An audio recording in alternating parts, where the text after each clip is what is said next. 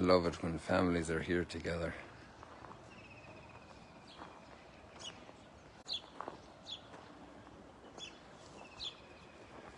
When families are together.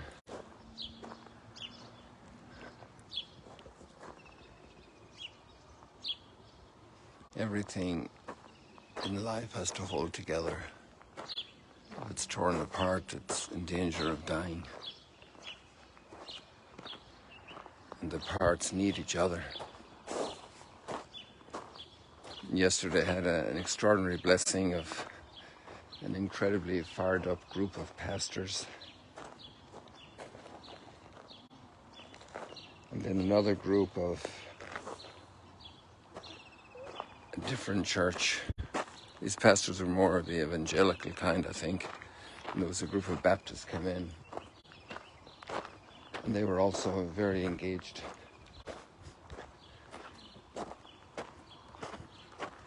And we share, good morning, how are you doing? You're on live stream here, boys. Live family.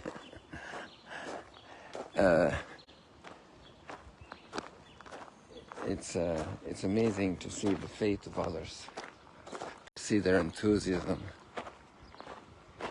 and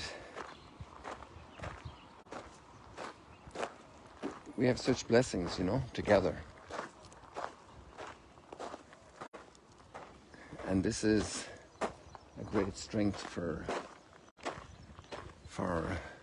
humanity, a great strength for each of us, for our families,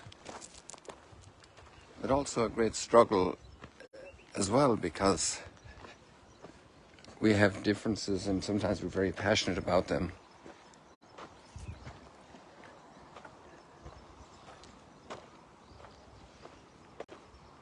Today we have a very different set of readings. This tree is really coming into full bloom. It's beaten the other one over at the entrance to Duke and Alton. See the little bit of the moon up there? It's less than half moon. It's probably about a third. Up there in the left corner, high up.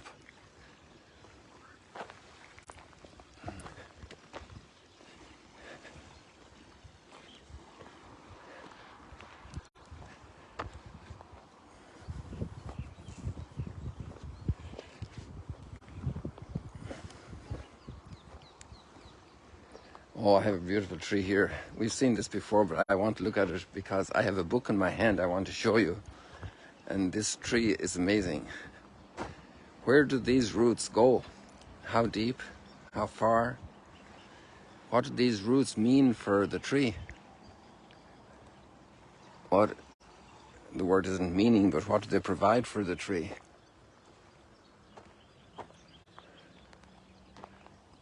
Well, first of all, water. And nothing is going to live long without water. These are amazing root systems. There's actually another tree right here. And a third one over here. Isn't that amazing? Out of the same system.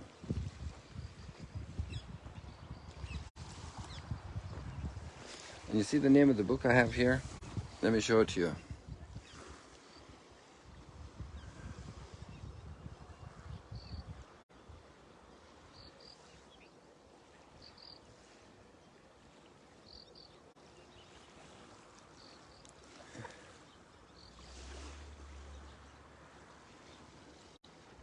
So this is amazing fact of nature here. And nature always teaches us so much. And everything in creation is coming from the same source as all the mystery of redemption we celebrate in our faith communities. The same behind all this huge gift is a major giver.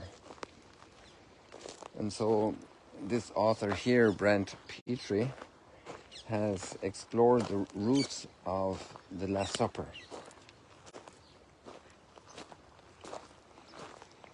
In the scriptures. And just to point out one thing, one fact, is I often talk about it here in Magla with the fish industry. And, you know, we have the port over there. Let's go over and look at it. And, well, actually, the Franciscans have a bigger port here, but I can't get in there to see it. They have 2 harbors in here in their piece. That tower you're seeing over here, let me zoom in for you a bit. Look at that tower there. That's made of basalt stone, mostly. And that's a 2nd century Roman tower. And so there was a thriving city here.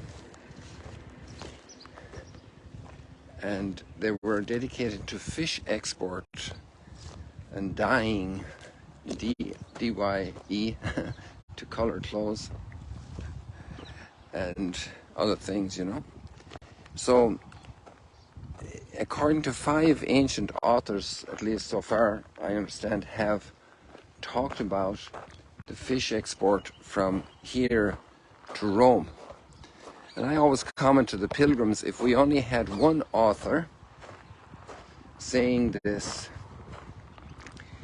then it would be a great legacy for humanity to have a witness from the past to something that was going on in human society, in human life, in the world.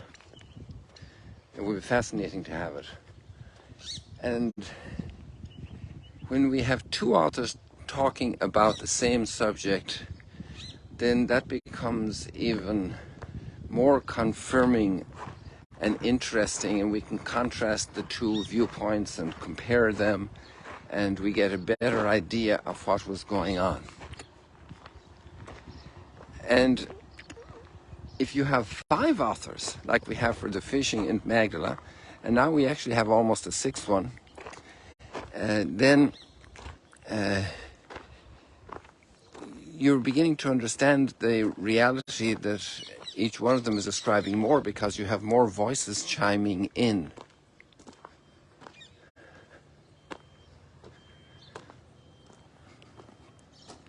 So this is actually, according to the archaeologists that have explained to us, this wall here that you see if I can figure it out with my finger here, this wall along here, this wall, the water came into here. I don't know if I can do that with my finger again here. There. So the water came in all along here to this wall. And this is part of the port. And we actually found mooring stones here, broken. But over in the Franciscan side, the mooring stones, they're in the Roman period port, harbour, dock. There are 5 mooring stones. And in the Hasmonean period dock right behind it earlier, there is 1 mooring stone in place. So this is very, very interesting. Now, in the case of the Last Supper, you know, we have many stories in the Gospel, and there's one account of it, and that's it.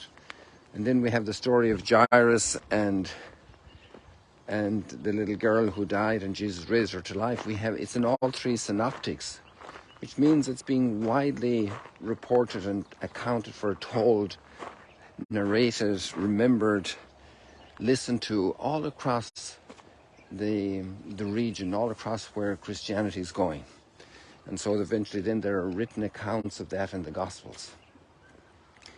And then for today's topic, for today's reality, the Eucharist, the Last Supper is about eating.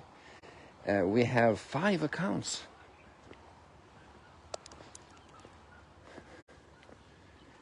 And that's very significant. And 4 of them are in the four Gospels. All of them have the Last Supper.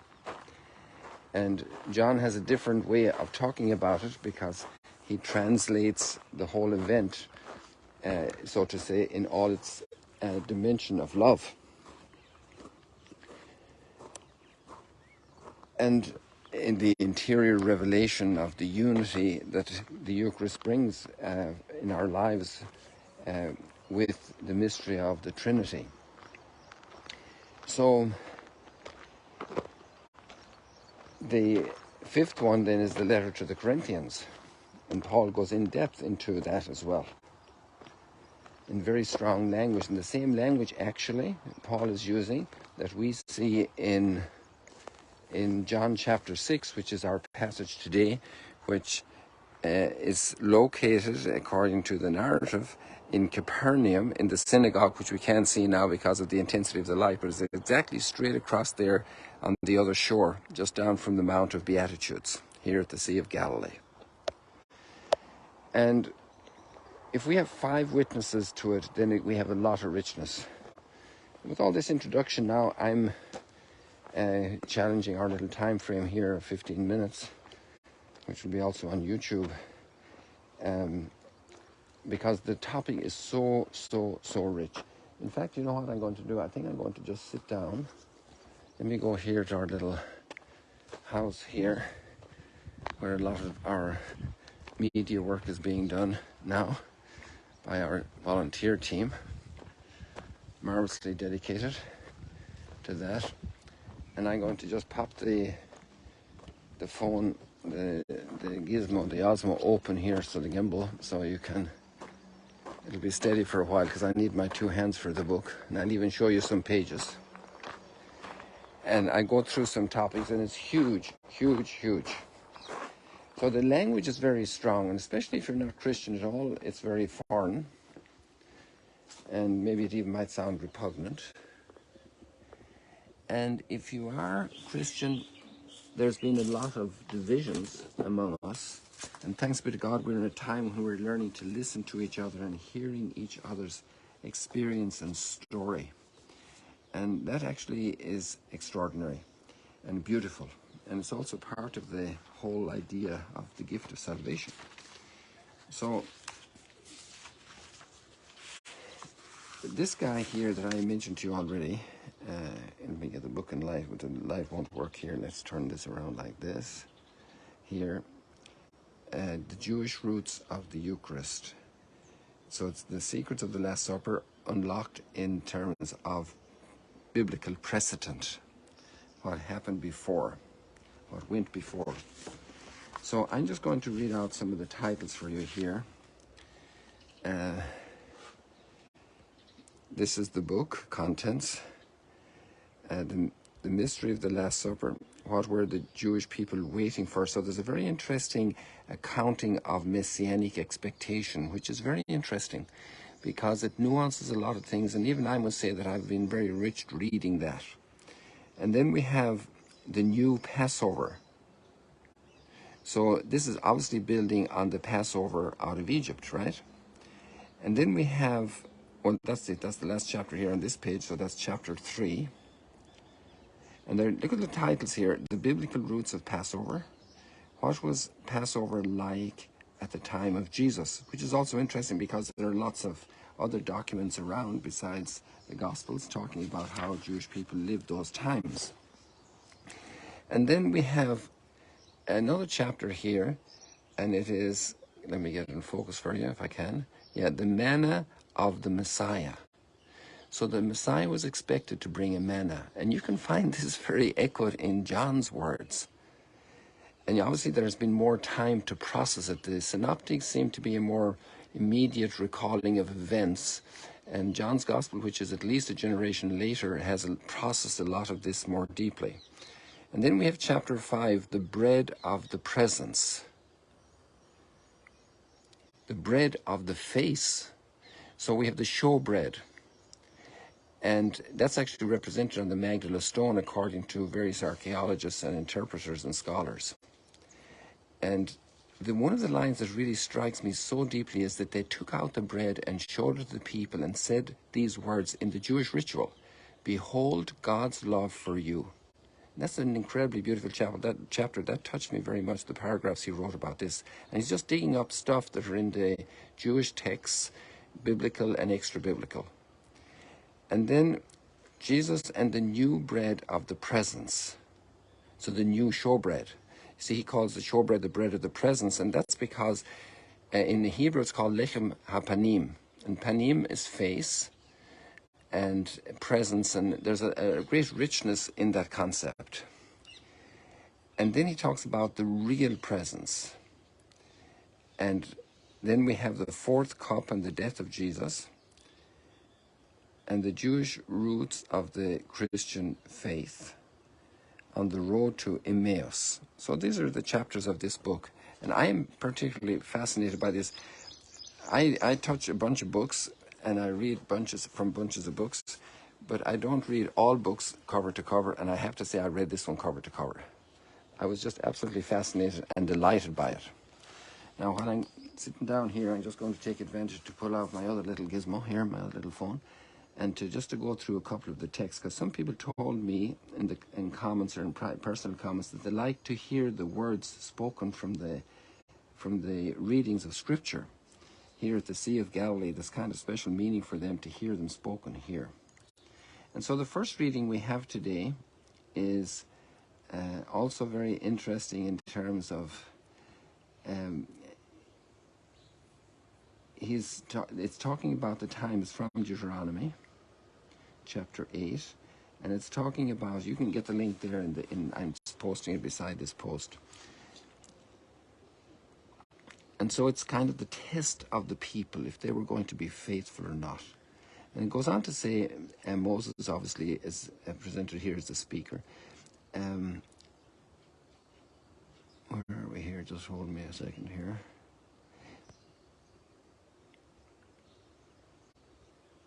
Remember how for 40 years now the Lord your God has directed all your journeying in the desert. So the experience of God's providence, so as to test you by affliction and find out whether or not it was your intention to keep his commandments. Isn't that a very interesting way to see the trials we have in life? Because when we have trials, we have to choose. And we have to choose if we're going to follow what the Lord is asking us. And when we have affliction, we look for solutions right away. Like the guy that's, he's stranded on a cliff wall and he's crying out for help. And a guy is coming along on a boat and he wants to help him. But this guy is saying, God, you have to help me. And he doesn't accept the guy help from the guy in the boat. There's a lot of practical stuff that God sends out to us. But there's also, sometimes we grab solutions that are not solutions.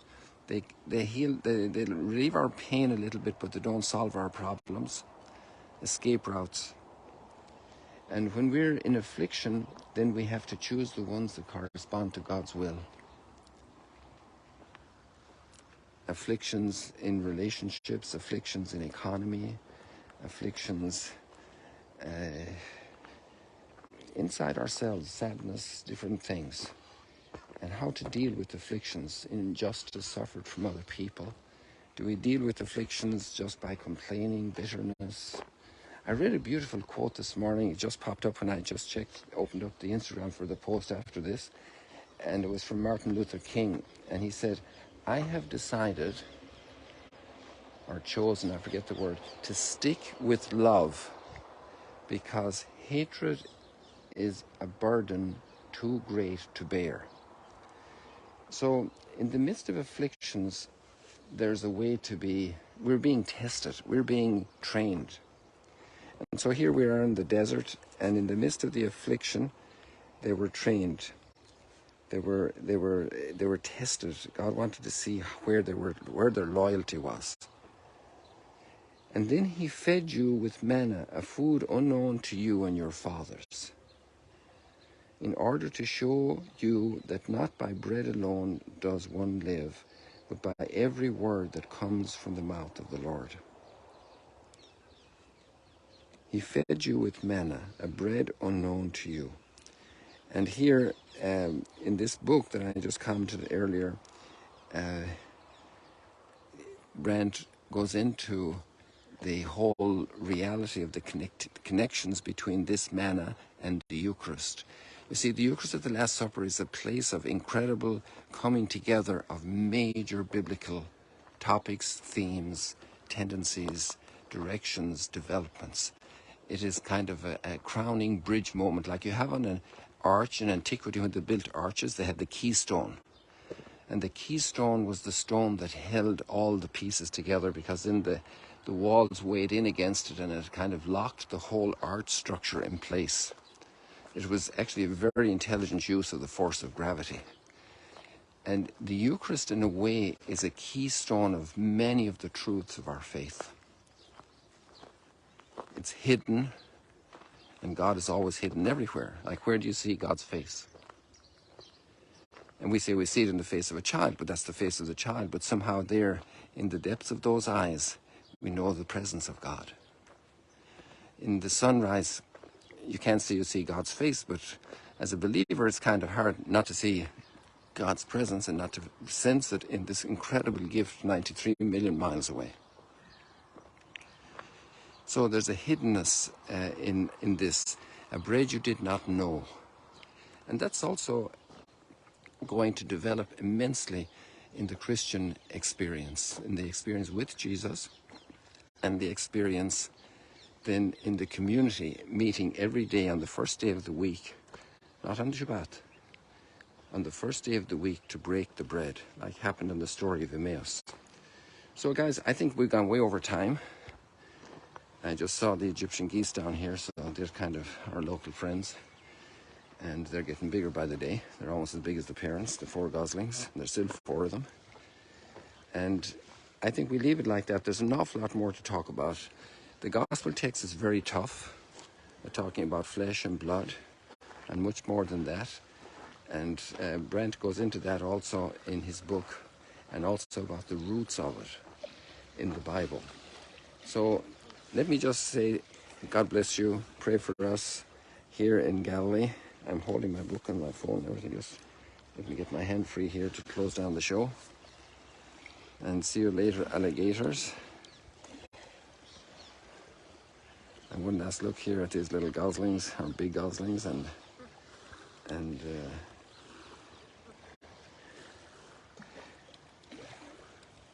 there's a big celebration going on around the world today, centered on the Eucharist, and I'll be praying for you.